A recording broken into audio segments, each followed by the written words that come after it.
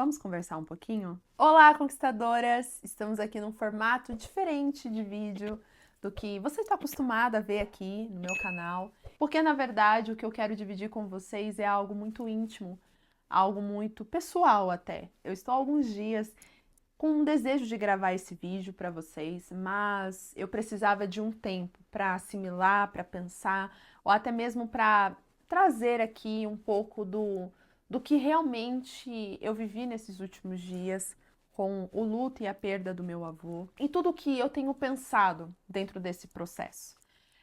Eu não sei se você já teve a perda de um ente querido, se você já passou por esse processo do luto de alguém muito próximo. Essa é a primeira vez, né, que eu enfrento, de fato, um luto de um familiar muito próximo. Os familiares que já se foram, eu não cheguei a ter um contato próximo, não cheguei a conhecer alguns. Então, praticamente, ter a vivência do luto na minha vida, na minha família, foi a primeira vez. Então, de fato, é um processo muito difícil. Inclusive, a morte em si, o luto não é para ser compreendido, mas é para ser vivido, né? Apenas sentido, porque não existe compreensão da morte. Mas dentro de todo esse processo, o luto ele nos ensina. Não é à toa que em Eclesiastes fala, né, que é melhor uma casa em luto do que uma casa com festa. E antes eu li esse texto e eu falava assim, mas por quê? E hoje eu consigo compreender muito melhor esse texto. O luto, ele me fez refletir muitas coisas em relação à vida, às escolhas. E dentro de todo esse processo, uma frase que minha avó falou me marcou muito. A nossa vida é como uma vela. Ela fica acesa, mas quando ela apaga de vez. E aí eu fui levada a pensar e a refletir sobre o momento em que usamos a vela, não apenas quando a luz acaba, né, mas quando que a gente usa a vela? A gente usa a vela justamente para celebrar os nossos aniversários, né? Ainda mais quando a gente é criança, que tem aquele momento de assoprar a vela e aquela expectativa da vela acender de novo e você poder fazer mais desejos e assoprar e acender, até que chega o momento em que você assopra, sai aquela fumacinha e acabou. Ela não vai mais acender porque acabou o pavio e ela agora só é uma lembrança, né, de um momento que marcou ali a sua vida. E é literalmente assim em relação às nossas vidas, né?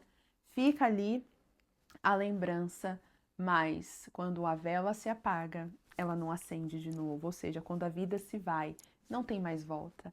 Então a gente só tem esta vida para a gente fazer as nossas escolhas, nossas decisões, para a gente impactar, para a gente fazer a diferença, né? E não é à toa que Jesus mesmo fala que nós somos chamados para fazer a diferença, para ser como luz, para ser como sal, que está nessa terra para realmente impactar. Mas quantas vezes nós realmente vivemos esse propósito de valorizar as oportunidades que o Senhor nos dá todos os dias, de ter a nossa vela acesa? E é dentro desse contexto que eu fui levada a pensar um pouco nessa trajetória de perda, né, com relação ao meu avô. Mas o ponto que me levou a refletir não foi a perda do meu avô, até mesmo porque, como eu já disse, isso é natural da vida, a gente vai perder, nós não estamos aqui para ser eternos neste mundo, na verdade, temos um tempo limitado.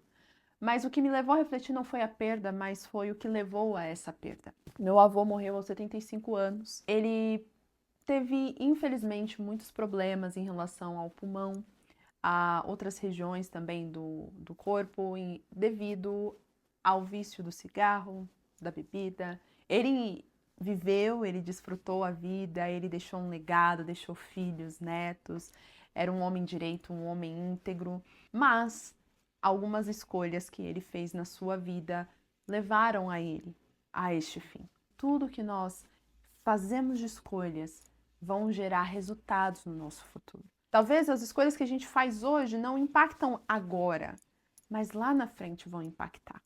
E o gosto amargo de você perder alguém por uma questão de saber e pensar que as escolhas poderiam ter sido diferentes e, consequentemente, os resultados também seriam, é muito difícil, é muito doloroso. Só quem já perdeu um ente querido por essa questão sabe o quanto você gostaria que a realidade fosse diferente. Mas as escolhas, elas são para todos. Cada um faz a sua escolha. Não é à toa que em Deuteronômio tem muitas promessas que Deus faz ao povo de Israel quando eles fossem adentrar a terra prometida, mas ele deixa muito claro: olha, eu deixo para vocês hoje um poder de escolha entre a vida e a morte. Escolham, porém, a vida. O que é escolher a vida? Andar de acordo com um propósito, cuidar daquilo que Deus deu, ser fiel, né, à palavra do Senhor, porque isso vai gerar vida, isso vai gerar saúde, isso vai gerar, inclusive, a descendência que você vai levar para outras e outras gerações. Mas quando você escolhe a morte, ou seja, os seus próprios prazeres, seus próprios desejos, até mesmo aquilo que te apraz momentaneamente, isso vai te levar à morte, né? E aqui no contexto, tanto morte física quanto também espiritual. Olhar para este contexto é uma realidade. Não podemos ignorar o fato de que a vida é feita de escolhas e também a forma como viveremos nesta terra será refletido em como nós também colheremos os nossos frutos. Como eu mencionei, a morte ela não é possível você explicar, mas ela é possível ser questionada quando você entende que algumas coisas poderiam ser diferentes. O que eu gostaria de dividir aqui com você? Quais lições que a perda de alguém pode gerar em nós? E as lições que eu mais tenho extraído deste processo é justamente: não deixe com que a sua vela apague antes do tempo. Não deixe de desfrutar cada dia que sua vela está acesa, ou seja, que a sua vida está ali, de fazer escolhas corretas, de plantar sementes que vão te trazer resultados no futuro. Não viva uma vida onde você só vive no hoje, no agora, nas decisões emocionais, que hoje eu decido pelo que eu sinto, hoje eu tomo decisões pelo que eu estou vendo. Não. Nós precisamos começar a pensar que as decisões de hoje impactarão o nosso futuro. O que eu tenho pensado é justamente isso. O quanto eu estou valorizando as escolhas que eu posso ter hoje para o meu futuro. Acho que é este o ponto da nossa conversa aqui. Você tem valorizado cada dia que Deus te dá? Talvez o seu ponto não seja vício, mas e o seu dia a dia? Como você tem vivido? Você tem vivido o seu dia a dia com as escolhas certas? Você tem escolhido, de fato, né, os trajetos que vão trazer vida para você, vão trazer frutos bons? Eu tenho realmente pensado muito sobre isso. E foi neste momento que eu percebi que muitas coisas eu estava perdendo tempo, muitas coisas que eu sentia no meu coração que eu precisava fazer, eu estava adiando, tomando decisão de deixar para depois. Mas o depois a gente não sabe se vai ter, porque até mesmo essa situação com meu avô, num domingo a gente estava celebrando o aniversário em família e no outro a gente estava sepultando o meu avô. Foi literalmente tempo de uma semana. Uma semana. Tudo mudou. De repente, a festa se tornou luto. E eu pude ter esse paralelo entre o momento de festa e o momento de luto. Na festa, estamos celebrando, estamos alegres, estamos vivendo, mas nós não estamos refletindo, nós não estamos pensando, nós não estamos meditando no que nós vamos fazer. Mas no luto, você para pensar. No luto, você para refletir. É no luto que você para entender as suas escolhas, os seus caminhos. Foi exatamente isso que eu vivi neste processo tão curto, de uma semana para outra. Em todo o tempo, as decisões, elas sempre vão estar ali.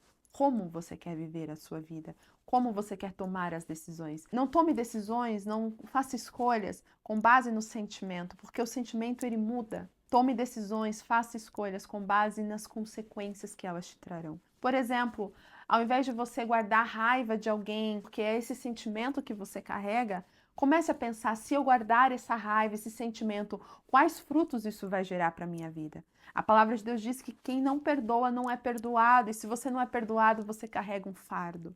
Então, quando você para pensar não no sentimento, mas naquilo que vai gerar de fruto para a tua vida, você prefere perdoar, porque você sabe que o fruto que virá no futuro não será nada bom para a sua vida. Ao invés de você deixar o medo te paralisar, porque é o medo que você está sentindo, você vai pensar quais são os frutos do medo para a minha vida, quando se trata de um projeto que eu quero fazer, mas eu tenho medo, quando se trata de algo que eu quero realizar, mas eu tenho medo. Qual é o fruto que esse medo vai gerar na minha vida? Vai ser o fruto do e se, daquela dúvida que sempre vai existir. Mas se eu tivesse feito, se eu tivesse ido, se eu tivesse realizado, como seria? Você prefere então se arriscar e começar a realmente se posicionar, mesmo com medo, para viver aquilo que você sabe que precisa fazer. Enfim, cada situação aqui você pode analisar.